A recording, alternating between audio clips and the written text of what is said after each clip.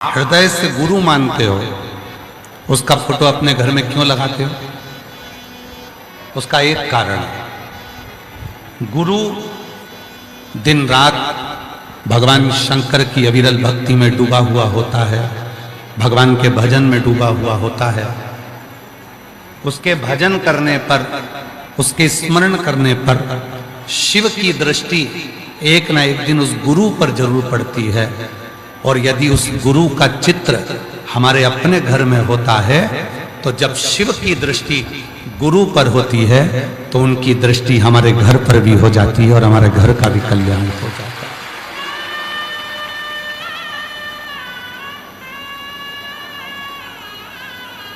माता, पिता, गुरु और मेरा देव अधिदेव महादेव,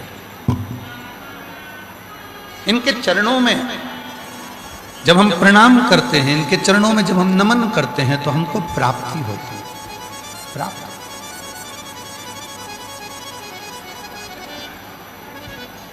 क्रीम कौन कौन लगाता है अपने चेहरे पर? जरा हाथ उठाओ तो। कोई सा भी क्रीम लगाते हो? लगाते तो हो, चलो ठीक है। अगर क्रीम नहीं लगाते तो एक काम करो, दांत कौन कौन घिसता है? ब्रश करते हो सब पेस्ट से? जम के तो बोलो। कोई भी पेस्ट आप यूज करते हैं, कोई भी पेस्ट आपके पास में है, आप उससे दांत तो घिसते हैं?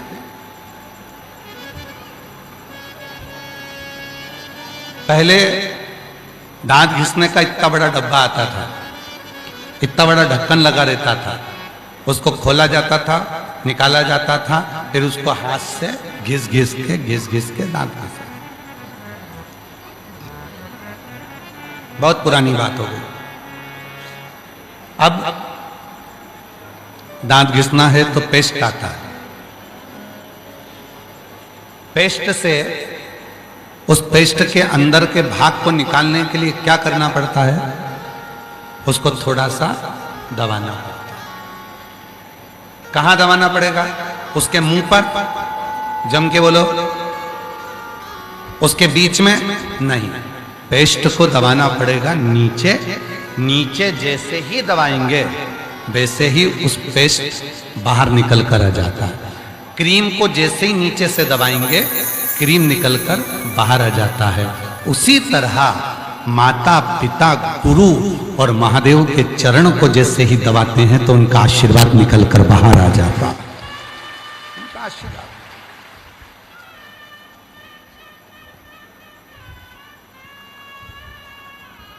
हमने माता के चरण पकड़े, हमने पिता के चरण पकड़े, हमने गुरुजन के चरण का दर्शन किया और हमने महादेव के चरणों का स्मरण किया, स्पर्श किया।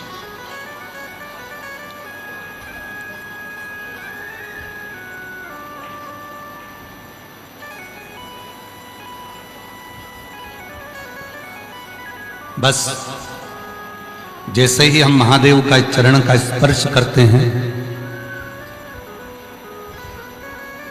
जैसे ही हम महादेव को नमन करते हैं, वैसे ही उनका आशीर्वाद बरसना प्रारंभ हो जाता है। उनका आशीर्वाद, कृपा बरसने लगती है। माता, पिता, गुरु और महादेव, इनके चरणों का स्मरण, इनके चरणों की प्रीति, इनके चरणों को नमन हमारे जीवन में एक सुख की अनुभूति करा देता, आनंद की अनुभूति करा देता। कभी बन सके तो अपने माता के चरणों को नित्य नमन करो।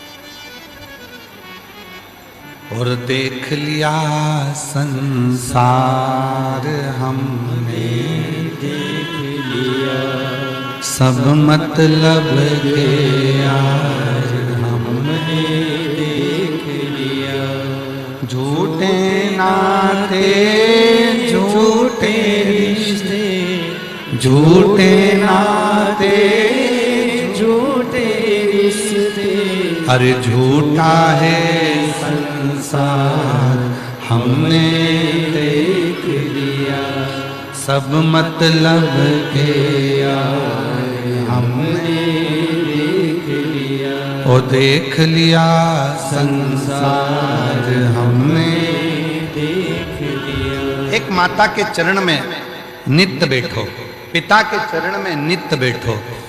गुरु रोज नहीं मिल सकते, पर बन सके तो गुरु ने जो जीवन में मंत्र दिया है उस मंत्र का स्मरण जरूर करो।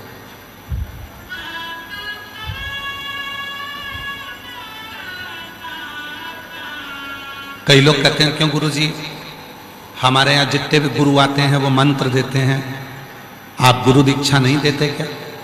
देते, पर साल में केवल एक दिन, गुरु दीक्षा का केवल एक दिन रखते हैं, और वो रहता है गुरु पूर्णिमा का दिन, जिस दिन सीहोर में रहकर 5-7 दिन तक शिव पुराण की कथा होती है, भक्त कथा सुनते हैं, और आखिरी दिन गुरु पूर्णिमा पड़ती है। फिर गुरु पूर्णिमा का गुरु मंत्र लेकर लोग अपने अपने घर को चले जाते हैं, केवल एक दिन। और वो गुरु दीक्षा लेने वाले आते हैं, गुरु पूर्णिमा पहले 5 दिन 7 दिन तक कथा सुनते हैं, और कथा सुनने के बाद फिर गुरु पूर्णिमा पे गुरु मंत्र लेकर अपने घर को जाते हैं।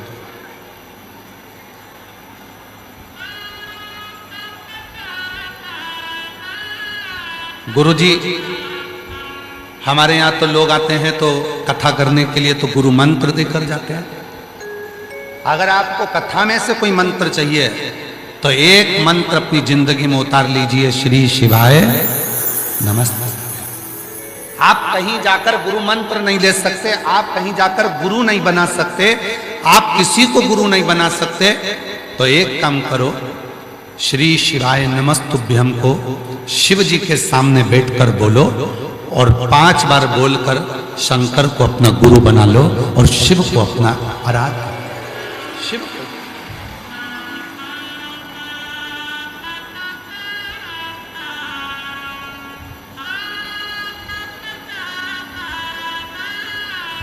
शिव महापुराण की कथा में यहां तक कहा गया है कि घर के माता, घर के पिता और पति परमेश्वर, ये भी गुरु की संज्ञा में आता है। पति भी गुरु की संज्ञा में आता है।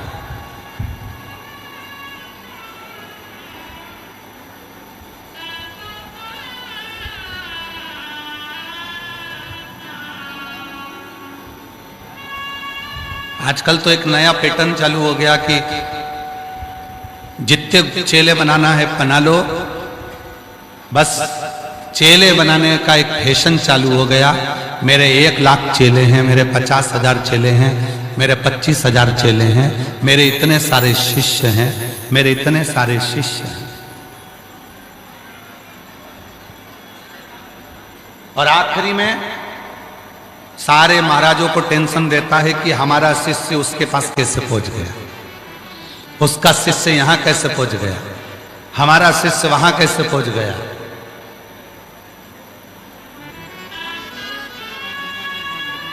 शिव गुरु हो, गुरु ही शिव और शिव ही गुरु, दोनों सब।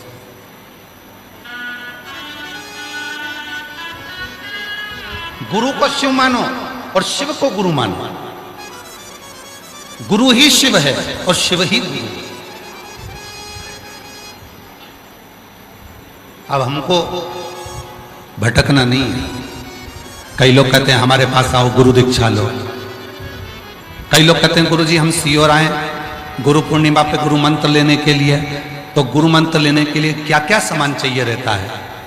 शिव महापुराण की कथा कहती है शिव का मंत्र लेने के लिए आपको सामान की जरूरत नहीं पड़ती।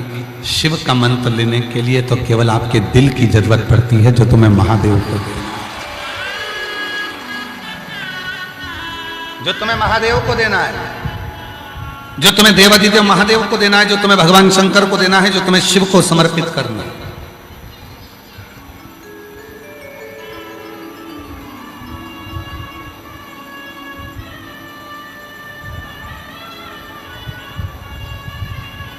महाराज शिव तत्व की प्राप्ति का केंद्र बिंदु है शंकर। विवेक जी, खगड़िया में कथा थी, बिहार, खगड़िया के बिहार, और जो कथा करवा रहे थे आप आए थे? अच्छा, मैं ही कथा सुनी थी। विवेक जी कह रहे हैं हमारी धर्मपत्नी ने, श्रीमती विनीता कुमारी जी ने पहली कथा वहीं सुनी खगड़िया में। अच्छा, दूसरी कथा खगड़िया सुनी।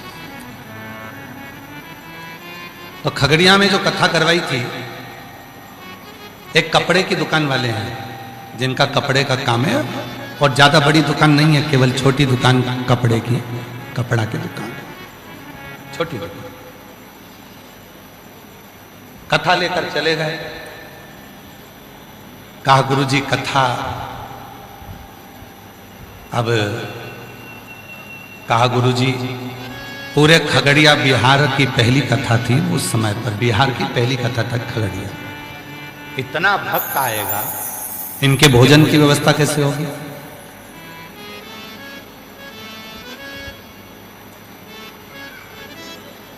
इतने सारे लोगों को बिठाने की व्यवस्था, पंडाल की व्यवस्था कैसे होगी?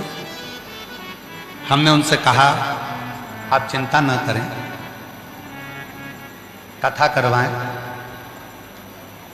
अटैची भरकर माल लेने के आने की जवाबदारी उस काल अधिपति महाकाल की है, वो देव अधिदेव महाकाल। और आज भी हम इस पवित्र व्यासपीठ पर पूर्ण भरोसा कर विश्वास के साथ कह सकते हैं कि भारत की भूमि पर जितनी जगह पर भी कथा करी है 30 सालों में, 35 सालों में, जहां जहां कथा चलती है वहां जो भंडारा होता है, विवेक जी, वहां जो भंडारा होता है, पूरी 7 दिन तक लोगों को खूब खिला लो, उसके बाद भी वो भंडारा वैसा की वैसा ही भरा की भरा रहता है, वो खाली नहीं हो सकता।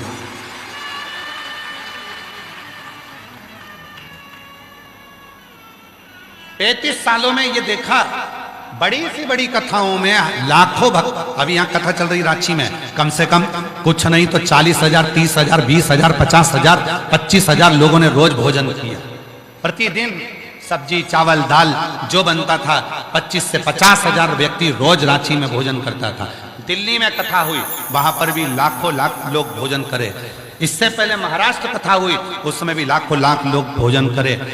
हजारों लोग भोजन करते हैं। 7 दिन का आंकड़ा देखा जाए तो 4 से 5 लाख लोग सुबह से शाम तक भोजन कर लेते हैं। भंडारा पूरा खाली हो जाना चाहिए, पर कभी भी जब पूरी कथा हो जाए, सब भोजन कर कर चले जाएं, उसके बाद जब आप भंडार गृह में जाकर देखेंगे तो चावल, दाल, शक्कर, आटा सब बाबा की कृपा से भरा की भरा मिलेगा, वो खाली नहीं हो सकता। कथा करने कोई दूसरा नहीं आता है, कथा करने के लिए स्वयं कुबेर भंडारी कुबेरेश्वर महादेव स्वयं सीहोर से चलकर मेरा कुबेरेश्वर बाबा इस पोथी के रूप में आता है। और विवेक जी और जितने श्रोता हमारे शिवालय सेवा समिति के बैठे हैं उनको कहूंगा, जब तक कथा चालू नहीं होती तब तक टेंशन बना रहता है। कोई कहेगा ऐसा मत करो, कोई कहेगा वैसा मत करो, कहीं परमिशन की तकलीफ, कोई की तकलीफ, कोई सी तकलीफ, कोई सी तकलीफ। और जिस दिन पहले दिन की कथा 1 बजे या 2 बजे चालू हो जाती है, उसके बाद सारी चिंता कुबेरेश्वर बाबा की हो जाती है। बाबा कुबेर भंडारी अपने ऊपर लेंगे। कभी मौका लगे तो खगड़िया वालों से जाकर पूछना, कुछ नहीं था, कुछ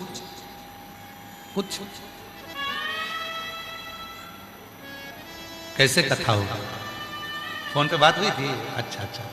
तो कभी पूछें खगड़िया वालों से कि कथा कैसे हुई, तो वो कह देंगे हम तो छोटे से कपड़े के व्यापारी हैं खगड़िया के, 15 फीट की दुकान है, बस कथा लेकर आ गए थे। और कराने वाला स्वयं देव अधिदेव महादेव था। देवघर वाला मेरा बाबा वैद्यनाथ आकर खड़ा हो जाता है, कुबेरेश्वर बाबा आकर खड़े हो जाते हैं, कथा होती। कथा होती।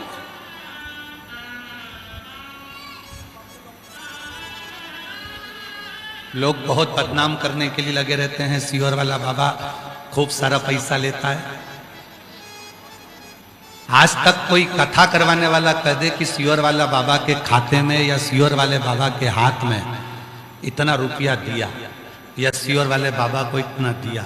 सीहोर वाला बाबा अपनी पोथी लेकर आता है और अपनी गाड़ी में, जो कुबेर भंडारी की गाड़ी है, उसमें बैठकर आता है, खुद का डीजल डलवाकर खुद कथा बाजकर यहाँ से चला जाता है। ये जो आप लोग अगर कुछ देते भी हो तो कुबेरेश्वर बाबा के निर्माण के लिए, और वहाँ जो भंडारा होता है, हॉस्पिटल चलता है, उसके लिए कुछ अगर आप झोली में या रसीद में दे देते हो तो वहाँ चल। बाकी हम तो बाबा के भरोसे चलते हैं, हम तो बाबा के भरोसे चल। उसके आश्रित होइए, उसके आश्रित होइए। खगड़िया वालों से पूछना, सिंहेश्वर वालों से पूछना, बिहार में सिंहेश्वर में कथा थी, उनको मालूम नहीं था कि इतनी पब्लिक आएगी।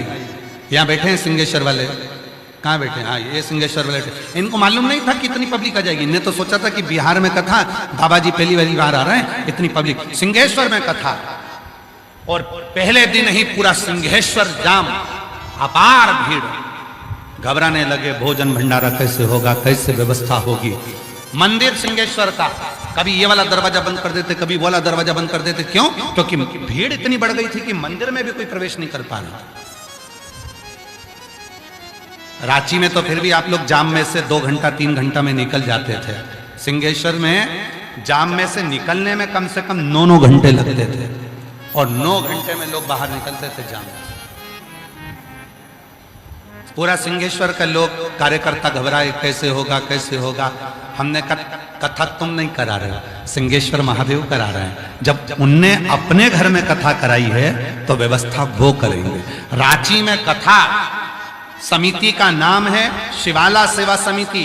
कथा तुम नहीं करा रहे हो, कथा शिवाला स्वयं भगवान शंकर, स्वयं पहाड़ी महादेव करा रहे हैं, स्वयं सुरेश्वर महादेव करा रहे हैं, तुम नहीं करा रहे। ये कथा तुम्हारी नहीं है, ये कथा मेरे पहाड़ी महादेव की है, ये कथा मेरे शंकर की है, ये कथा मेरे शिव की है।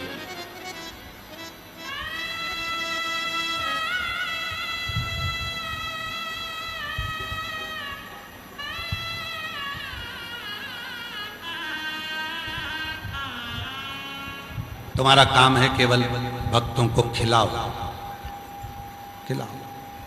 माता, पिता, गुरु और महादेव, 4 ऐसे हैं जिनके चरण पकड़ने पर आशीर्वाद निकलता है, आशीर्वाद मिलता है। कोई कहे कि गुरु मंत्र लेने के लिए आना है तो क्या क्या सामान लेकर आना है। हम गुरु पूर्णिमा पे सीहोर आएंगे। कई लोग बहुत समझदार होते हैं, गुरु पूर्णिमा पे सीहोर आते हैं और गुरु पूर्णिमा के दूसरे दिन से सावन लग जाता है तो वो कावड़ भी भर के चले जाते हैं। सीहोर की कावड़ पूरे महीने भर भराती है, सावन के महीने जब मन हो तब जाकर भरो।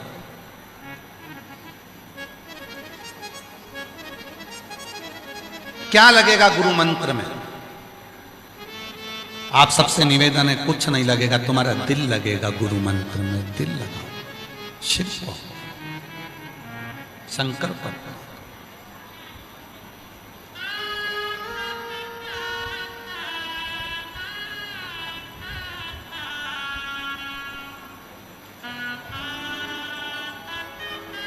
ऐसी प्रेम भिक्षा लाना रे गुरु ने मंगाई, ऐसी प्रेम भिक्षा लाना रे गुरु ने मंगाई, गुरु ने मंगाई, सतगुरु ने मंगाई, गुरु ने मंगाई, सतगुरु ने मंगाई।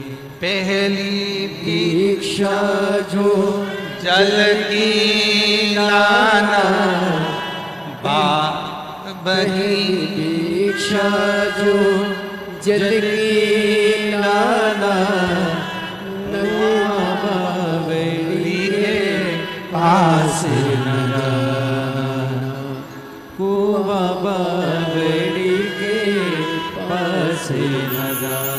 ऐसी गगरी भर के लाना रे गुरु ने मंगाई। क्या मंगा रहा है गुरु? जो कहे कि गुरु दीक्षा में ये सामान लगेगा, लिस्ट दे दी जाती है गुरु दीक्षा की, ये लाना ये लाना ये लाना। क्या मंगा रहा है गुरु? ऐसी प्रेम भिक्षा गुरु ने मंगाई।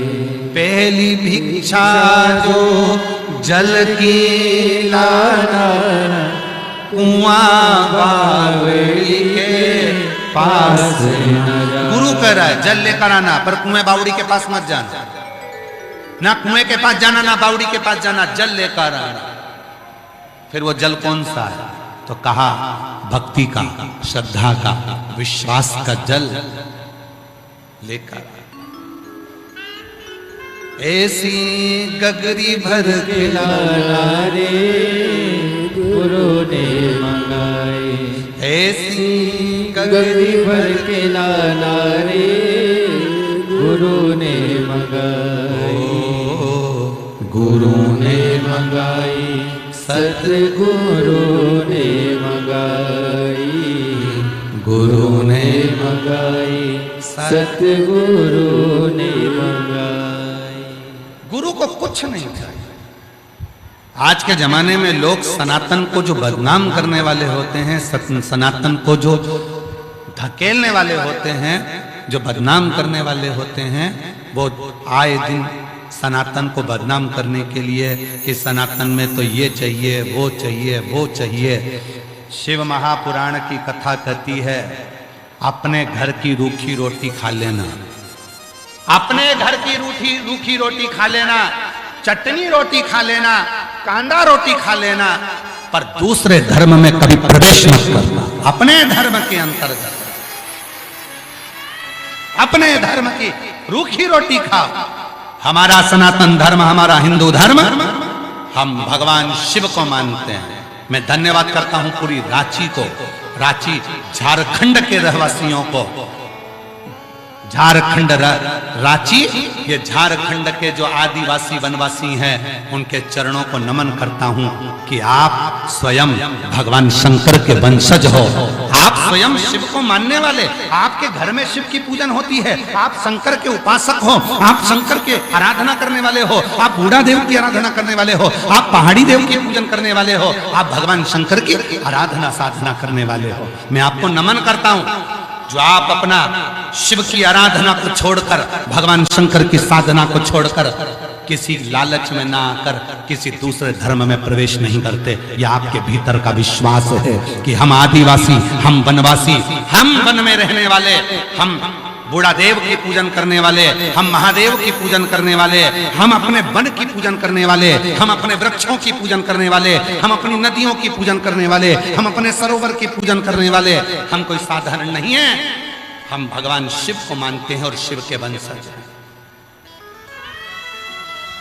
आएंगे लोग भड़काने वाले, क्यों पूजन करते हो, क्या करोगे पूजन करके, क्या करोगे पूजन करके। कहना बस मन करता है, हमारा कवच, कवच।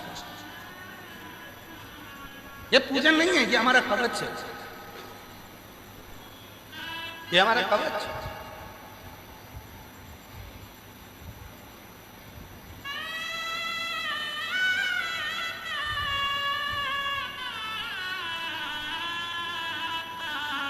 कल एक मीडिया की बेटी, मीडिया की तरफ से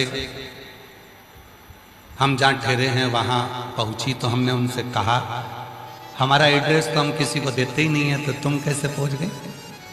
कहा बाबा बस थोड़ा समिति वालों से बात कर कर के दर्शन हो जाएंगे। हमने कहा दर्शन करने आए हो कि कुछ पूछने आए। कहा बाबा इतना सब पूछने आई हूँ कि अगली बार कब आओगे,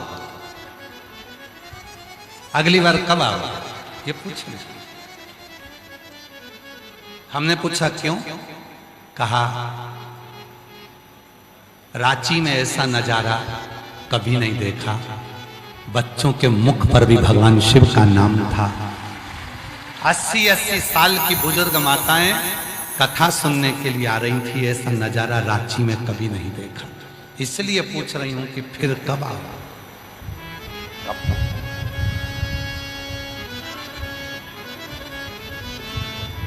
और फिर निवेदन करूं, यह कथा कभी भी कोई व्यक्ति लेकर नहीं आता है, यह कथा उस व्यक्ति के भीतर विराजमान जो महादेव है वो कथा लेकर आता है। कथा कोई दूसरा नहीं लाया, कथा स्वयं शिव लेकर है। आपके भीतर जो शिव विराजमान है, आपके भीतर जो शंकर विराजमान है, धर्मपत्नी के भीतर जो भगवान शिव आकर विराजमान हो जाता है, वो पति से कहती है बाबा की कथा कराना है, दोस्त इकट्ठे करो। 8-10 दोस्त इकट्ठे कर लिए, 4-6 दोस्तों की टीम बना ली, 15 दोस्त इकट्ठे कर लिए, थोड़ा थोड़ा धन इकट्ठा करा और 15 लोगों ने मिलकर वो कथा का आयोजन कर लिया। जनमानस का जरा विचार करिएगा, 15 दोस्त मिलकर, 15 सहेली मिलकर, 15 मित्र मिलकर जब ये कथा का दिव्य आयोजन कराते हैं और इतने सारे शिव भक्त जब आते हैं और इन शिव भक्तों का जब आशीर्वाद कथा करवाने वालों को मिलता होगा तो उनकी तो जिंदगी सार्थक हो जाती होगी, उनका जीवन सार्थक हो जाता है। भाई पैसा तो एक वैश्या के घर में भी होता है, पैसा तो एक पापी के घर में भी होता है, धन तो एक वैश्या के घर में भी होता है, धन तो एक पापी के घर में भी होता है, धन तो एक गलत काम करने वाले व्यक्ति के घर में भी होता है, पर उसका धन कभी ना तो शिव महापुराण में लग पाता है, उसका धन ना कभी शंकर के भंडारे में लग पाता है, उसका धन ना कभी की भूखे के भोजन में, ना प्यासे के पानी में लग पाता है। अगर तुम्हारा धन कहीं शिव पुराण के भोजन भंडारे में लगा है, अपने आप को किस्मत वाला समझना कि हमारा पैसा पैसा नहीं रहा, हमारा पैसा लक्ष्मी हो गया है, हमारा पैसा लक्ष्मी। ये धन नहीं रहा, लक्ष्मी हो गया। चरण है, माता के चरणों को नमन करा, आशीर्वाद मिला, पिता के चरणों को नमन करा, आशीर्वाद मिला, गुरु चरणों का दर्शन कर, आशीर्वाद मिला, शिव चरण का दर्शन कर, आशीर्वाद मिला। अब कई माताओं के मन में आ जाता है कि शंकर के चरण का दर्शन हमें कहां हो सकता है।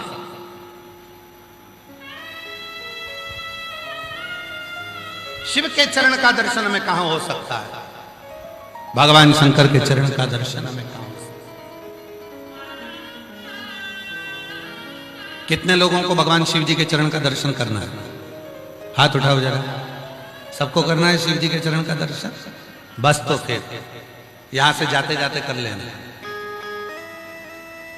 कहां होगा? किसी बेलपत्र के पेड़ के नीचे जाना, उसकी जड़ का दर्शन करना मेरे शंकर के चरण का दर्शन है। किसको माता पार्वती का दर्शन करना है? बेलपत्र के वृक्ष के मध्य भाग का दर्शन करिए, डाली का, मेरी मां जगत जननी का दर्शन है। किसको भगवान गणेश का दर्शन करना है? किसी बेलपत्र के वृक्ष के नीचे जाइए, उसकी जो डालियां बाहर निकल रही है उस डाली का दर्शन करिए, भगवान श्री गणेश का दर्शन होगा। और किसको माता लक्ष्मी का दर्शन करना है?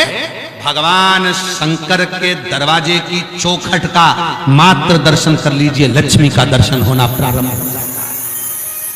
ये दर्शन है, ये दर्शन।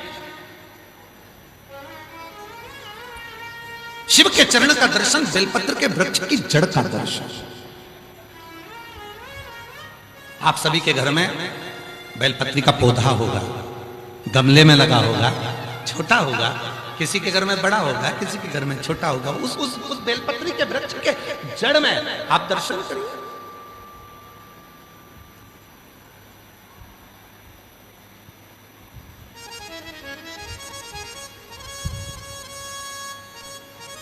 और जहां बेलपत्री का पेड़ होता है, वृक्ष होता है, उसकी जड़ में जब शिव चर्चा हो, भगवान शंकर का स्मरण हो, भागवत हो, रामायण हो, गीता हो, स्मरण हो, वो सुख देता है, आनंद। अभी हमारे संगेश्वर वाले आए तो हमने उनसे कहा तुम्हारे घर में हम रुके थे तो तुम्हारा घर तो है, घर बड़ा है और बगीचा भी थोड़ा सा है, ऐसा बड़ा सारा बगीचा तो नहीं, फिर भी तो उनके घर में बेलपत्र का पौधा लगा है। तो हमने उनसे अभी कहा कि हम राघव को भेजेंगे तुम्हारे यहाँ बेलपत्री के पेड़ के नीचे शिव पुराण सुनाने के लिए।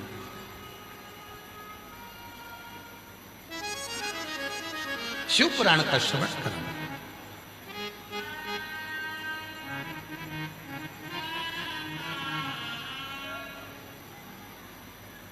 तेरे दरबार की बाबा निराली शान देखी है, तेरे दरबार की बाबा निराली शान देखी है। तुझे देते नहीं देखा पर झोली भरी देखी है। तुझे देते नहीं देखा पर झोली भरी देखी है। मुख दुनिया मोड़े बाबा तू मुखेड़ा न मोड़े। मुख दुनिया मोड़े बाबा तू मुखेड़ा न मोड़े। मेरी लगी भरी तीनों बाबा तू मैनू लगी भरी तीनों।